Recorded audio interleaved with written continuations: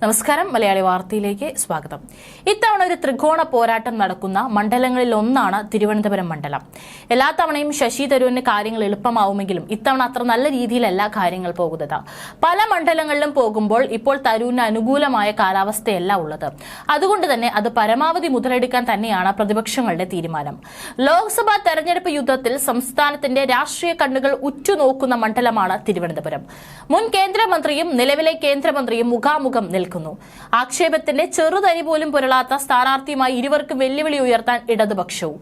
പ്രചാരണത്തിൽ പൊതുരാഷ്ട്രീയം സജീവ ചർച്ചയാക്കുന്നുണ്ടെങ്കിലും സംസ്ഥാനത്തിന്റെ ഭരണസിരാ കേന്ദ്രം ഉൾപ്പെടുന്ന VIP മണ്ഡലത്തിൽ വികസനം എന്ന ഒറ്റ കരുവെച്ചാണ് മൂന്ന് മുന്നണികളും കളം നിറയ്ക്കുന്നത് എന്നതാണ് വലിയ കൗതുകം.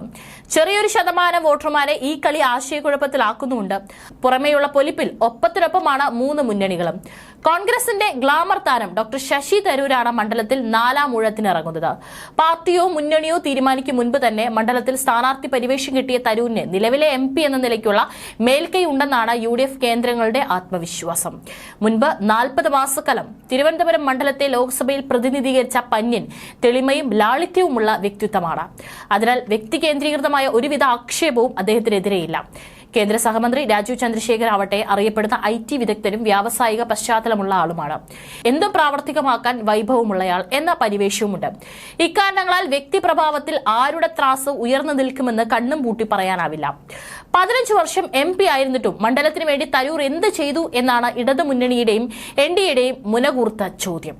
വിഴിഞ്ഞം തുറമുഖം യാഥാർത്ഥ്യമാക്കാൻ പുനരധിവാസമടക്കമുള്ള കാര്യങ്ങൾ ചെയ്തത് സംസ്ഥാന സർക്കാരാണ് എന്നതാണ് LDFന്റെ പ്രധാന വാദം.